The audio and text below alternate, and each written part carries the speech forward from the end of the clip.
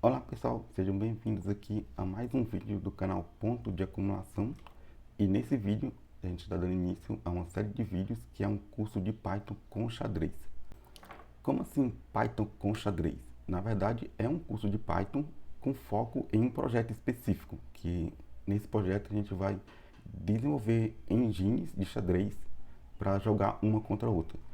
E por que eu resolvi fazer dessa maneira? Porque eu acho que a gente aprende qualquer linguagem de programação, seja Python ou qualquer outra, de forma prática. E a melhor forma de botar em prática uma linguagem de programação que a gente está aprendendo é tendo um projeto em mente.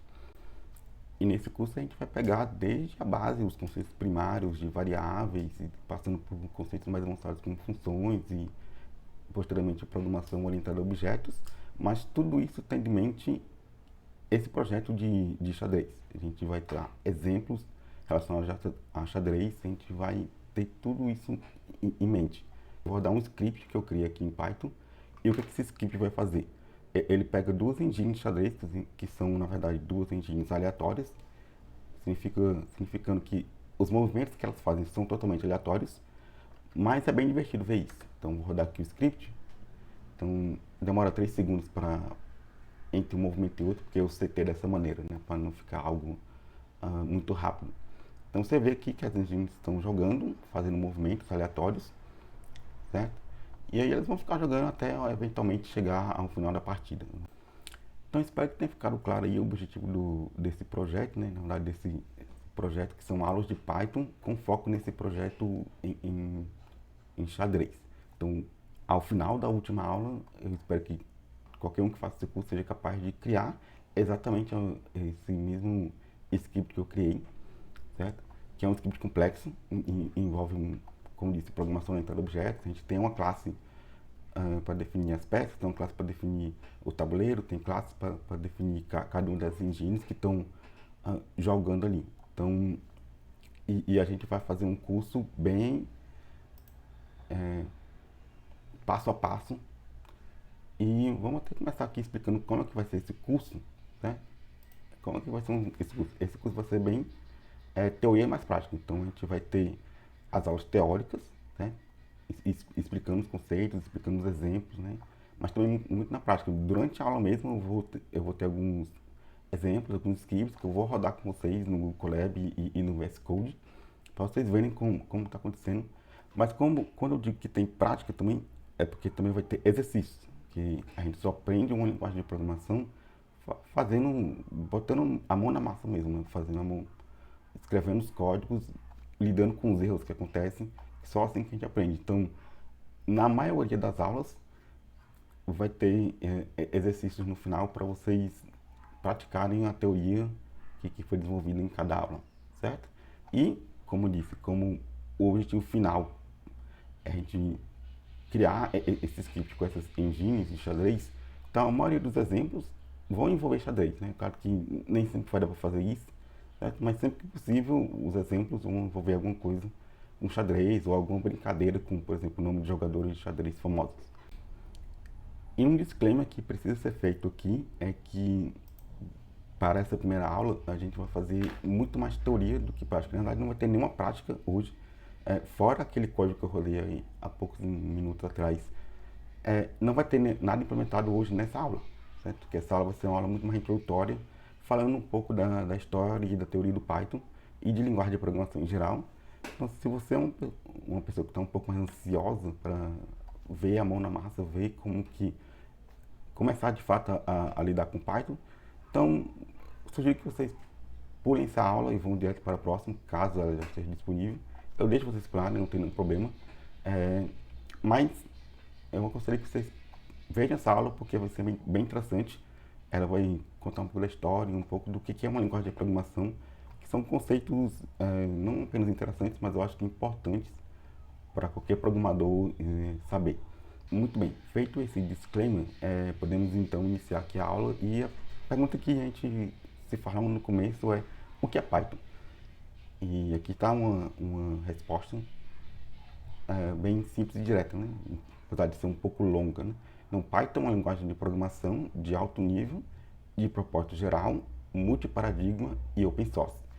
Então, Vocês veem que eu grifei aqui algumas das palavras e o objetivo é justamente tentar, o objetivo desse vídeo, dessa primeira aula, é justamente tentar dissecar o que significa cada uma dessas palavras para a gente entender profundamente o que é o Python, o que ele faz, o que ele não pode fazer e bora lá.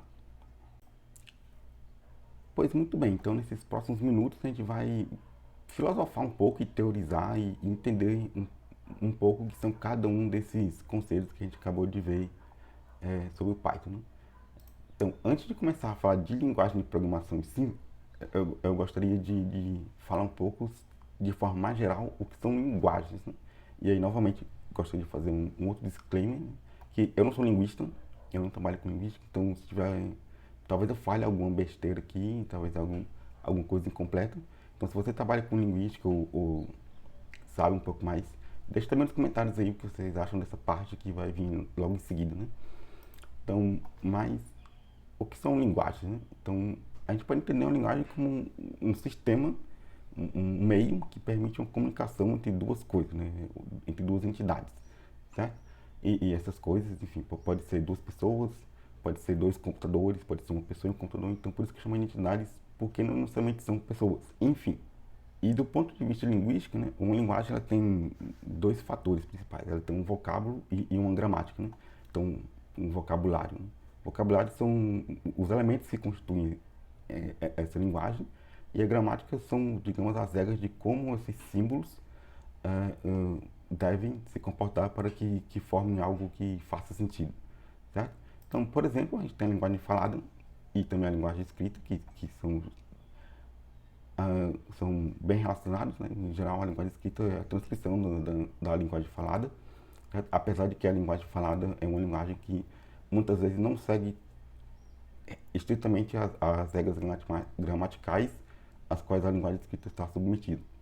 Um outro exemplo um pouco mais diferente, partitura de música, né? Vocês podem entender isso também como uma linguagem, né? Eles têm um vocabulário, que são as notas e as partituras, certo?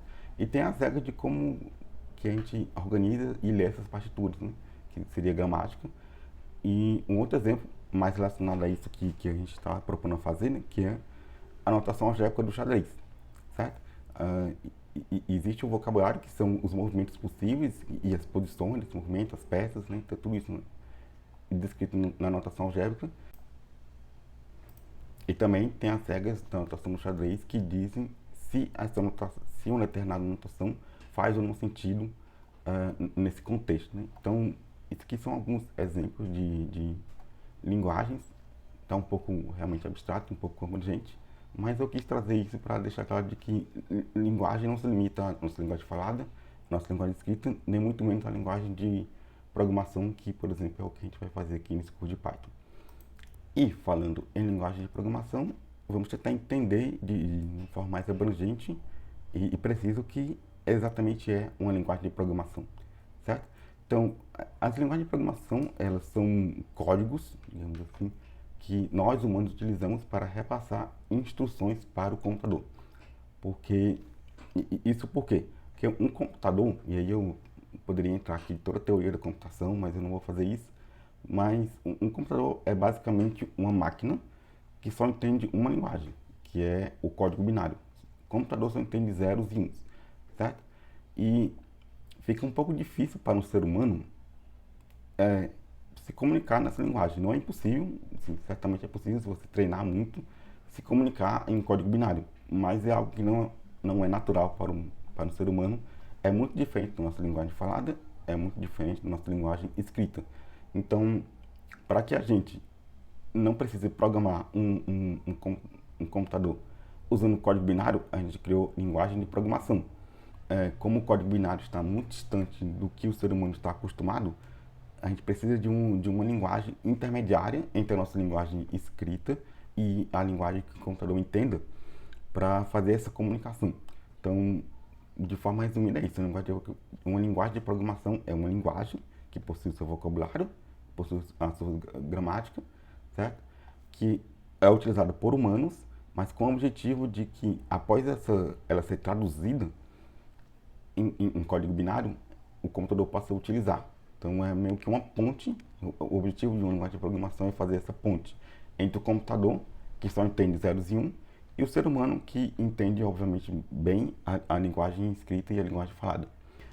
E aí a gente tem os propósitos de uma linguagem, né? Uma linguagem de programação, ela pode ter um propósito específico ou ela pode ter um propósito geral, certo? Então, o que é um propósito específico? É quando uma linguagem ela é feita para uma determinada coisa. Ela foi criada pensando em um único tipo de atividade, certo? Ela tem um domínio muito específico e bem restrito e bem definido. Por exemplo, o famoso SQL, certo? Que é uma linguagem para consultas em bancos de dados, certo? A gente usa essa linguagem com o propósito apenas de fazer consultas, realizar queries em um banco de dados e obviamente também inserir dados e ler dados desse banco de dados, certo? Uma outra linguagem com um propósito específico, o LaTeX, é uma linguagem de marcação e preparação de texto que é muito utilizada por matemáticos, por físicos, enfim, por pessoas da academia que precisam escrever em notação matemática. O LaTeX é uma boa linguagem para isso, certo? Mas ela tem um propósito específico de ser uma linguagem de marcação e só. Uma outra linguagem também que tem propósito específico, que é o HTML. Ela é uma outra linguagem de marcação, mas voltada para hiperlinks, e por isso que ela é muito utilizada na internet, certo? Isso são linguagens de propósito específico. Mas no dia a dia a gente lida mais com linguagens de propósito geral, certo? Que são linguagens que possuem vários domínios e casos de aplicação. Ou seja, são linguagens que pode até que sejam boas em uma coisa muito específica, mas elas podem ser usadas para vários tipos de aplicações e vários domínios. Por exemplo, o Python, que é o que a gente vai aprender aqui nesse curso, o C Sharp, o Java, o JavaScript, enfim, quase toda linguagem que você pensar, linguagem de programação que existe por aí, é uma linguagem de propósito geral, porque ela pode ser usada para várias coisas. Basicamente isso. Propósito específico só pode ser usada para uma coisa, propósito geral só pode ser utilizada para várias coisas. Bom, uma outra forma de classificar as linguagens é com relação ao seu paradigma. Né? O que é um paradigma? A gente sabe que existem várias maneiras de você programar, ou seja, dado um problema e você quer resolver esse problema programando, usando uma linguagem de programação, existem várias maneiras de você pensar estruturar e resolver esse problema, certo? E essas várias maneiras, elas têm sintaxes próprias, elas têm regras de funcionamento próprias, estilos próprios, e essas maneiras de pensar a programação são o que a gente chama de paradigmas, certo? Então, temos aqui os principais paradigmas, certo?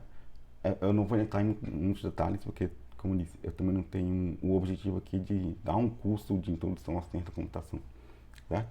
Mas os principais paradigmas que existem nas linguagens são o imperativo, o declarativo, tem os paradigmas orientados a objetos, o paradigma orientado a eventos e o paradigma funcional, certo? E algumas linguagens, como o Python, que é o objetivo desse curso, elas suportam mais de um paradigma. Ou seja, você pode resolver um determinado problema em Python usando um paradigma funcional, ou seja, usando somente funções. Mas você também pode resolver o mesmo problema em Python usando um paradigma orientado a objetos.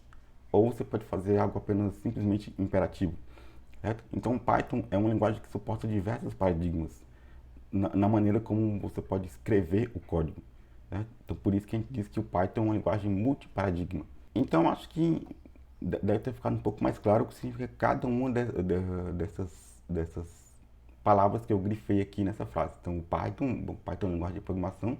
A gente entendeu o que é uma linguagem de programação, que é simplesmente uma ponte entre o ser humano e o computador, certo? Uma ponte de comunicação entre o ser humano e o computador. O Python também é uma linguagem de alto nível. Isso eu percebi agora que eu esqueci de comentar o que significa alto nível e baixo nível, mas falando rapidamente, como disse, uma linguagem de programação é uma ponte entre a nossa linguagem escrita e a linguagem binária do computador. E linguagens de alto nível são linguagens que estão muito mais próximas da linguagem escrita. E linguagens de baixo nível são linguagens que se parecem mais com a linguagem de máquina do computador, mas no final das contas todas elas se parecem muito mais com a linguagem escrita do ser humano. Mas é basicamente isso. Então dizer que o Python é uma linguagem de alto nível não tem nada a ver com status ou relevância. Significa apenas dizer que o Python, a sintaxe do Python, é muito mais próxima da sintaxe de uma linguagem escrita que a gente conhece, como por exemplo o inglês e o português, do que com uma linguagem de máquina feita pelo computador, né? É isso que significa alto e baixo nível. Então a gente também entende que o Python é uma linguagem de propósito geral, certo? Ou seja, podemos usar o Python para várias coisas e a gente vai em instantes e listar alguma desses propósitos para que o Python pode ser usado. O Python também é multiparadigma e os principais paradigmas que ele aceita é o funcional e o orientado a objetos. Por fim, é open source, também não chegando a comentar, mas é uma linguagem que está aí de graça, porque qualquer um pode usar, baixar o Python e começar a codar em Python, que você não vai ser cobrado em nada por isso. A maioria das linguagens que estão por aí também são open source. E por fim, o Python foi criado por esse cara chamado Guido Wurmstan, nos anos 80, certo? Mas ele já, apenas o release do Python, ou seja, ele foi lançado realmente só em 91. O Python hoje é uma das linguagens mais populares, certo? Justamente por causa dessa versatilidade dele, né? Como mencionei, é uma linguagem multiparadigma, certo? De propósito geral, a gente pode usar para muitas coisas, e ele tem sido usado extensivamente para vários propósitos. Vamos listar aqui algumas das coisas para os quais o Python é utilizado. Então, Python é muito bom para computação científica. Por exemplo, a gente tem bibliotecas como o NumPy e o SciPy que são excelentes para fazer esse tipo de coisa. Mas talvez você tenha ouvido falar do Python justamente por causa desse boom que está tendo em ciência de dados, análise de dados, machine learning, certo? Então, são pontos que o Python é muito forte. Eu mesmo comecei a estudar Python justamente por causa de ciência de dados. Então, se você for mais para essa área de análise de dados ou ciência de dados, você tem algumas bibliotecas que você tem que saber. Por exemplo, Pandas, Matplotlib. E se você for mais para essa área de machine learning, inteligência artificial, que é muito mais a área que eu curto mais, então tem essas outras bibliotecas, scikit-learn, TensorFlow, Keras, por exemplo, que podem ser usadas para esse tipo de propósito, certo? Uma outra coisa que o Python é muito forte é a automação de tarefas e também criação de scripts, certo? Você tem alguma tarefa repetitiva que você faz, sei lá, todo dia você tem que fazer a mesma coisa, você pode usar o Python para automatizar isso e poupar um tempo aí da sua vida, e deixar que o Python faça essa tarefa repetitiva para você, certo? Enfim, desenvolvimento web também. O Python tem o Flask e o Django, que são dois frameworks bastante conhecidos para desenvolvimento web, ou seja, criação de sites, basicamente isso. Então você pode criar sites também usando Python, certo? Isso aqui não é muito a minha área, mas eu sei que está aí para isso, certo? E, enfim, Python pode ser usado para muitas coisas. A gente está na indústria, por exemplo, internet das coisas, criação de gemas digitais, criação de algoritmos de otimização. E uma outra coisa que você pode usar o Python para fazer é criar engines de xadrez, que é exatamente o que a gente vai fazer aqui. Não é algo tão glorioso quanto criar um modelo de machine learning ou fazer alguma automação de tarefa, fazer computação científica ou criar um site, mas é algo divertido. Então eu acho também que quando você faz algo divertido, quando você estuda fazendo algo divertido, talvez você aprenda melhor. Mas a gente também pode fazer algo mais avançado com esse projeto do xadrez, né? Eu estou com a ideia de usar machine learning, inteligência artificial, nessas engines que a gente pode criar, mas isso vai ser mais lá para o futuro, certo? Então, por enquanto, vamos focar aqui no nosso curso de Python. Então, eu já falei um pouquinho no curso do vídeo como vai ser, né? Mas vou reforçar. Esse aqui vai ser um curso que a gente vai ser step by step, vai ser bem passos curtos. A gente vai fazendo bem devagar as coisas. Então, vão ser muitas aulas, vão ser muitos vídeos que eu vou dissecar realmente cada detalhezinho para que vocês entendam realmente como funciona o Python e termine esse curso sendo um expert em Python, certo? E como eu comentei também, vai ter muitos exercícios. A maioria das aulas vai ter exercícios, alguns vão ser exercícios simples, alguns vão ser exercícios maçantes, alguns vão ser exercícios complexos, mas é importante a gente fazer todos eles para fixar o conhecimento e entender o que a gente vai fazer. Então, essa aula não teve nenhuma implementação, certo? Mas eu deixei como exercício pesquisar na internet como é que usa o Google Colab, certo? Isso porque uma ideia que a gente vai usar para programar, pelo menos nessas aulas iniciais, a gente vai estar usando o Google Colab, certo? Depois, quando a coisa começar a ficar mais complexa, que a gente tiver que organizar os exemplos em módulos, aí a gente começa a usar o VS Code. Então, na próxima aula eu vou explicar melhor como que vai ser o que é o Google Colab, como usar ele, e tudo que você precisa saber para poder rodar um código no Google Colab, certo? Mas antes que esse vídeo chegue, vocês já podem ir pesquisando e se habituando a isso, né? E algo importante de se fazer, certo? De brincar com Python, de entender. Eu vou deixar alguns exercícios, mas vocês não precisam se limitar aos exercícios que eu deixar. Vocês podem pegar o exercício e modificar ele e pensar, o que eu posso fazer diferente aqui com esse exercício? E se eu mudar essa variável, se eu mudar esse código aqui? Então, esse é o tipo de coisa que é interessante e que estimula o desenvolvimento e que, com certeza, se vocês fizerem isso, vocês vão estar aprendendo muito melhor a linguagem de programação de vocês, que no caso aqui é o Python. Então, o exercício é esse. Pesquise o que é o Google Colab, pesquise como é que você usa eles e rodem essas duas células aqui de código, certo? No Google Colab, certo? Eu vou deixar o link para essas notas de aula aqui na descrição do vídeo, certo? E é isso. Até a próxima.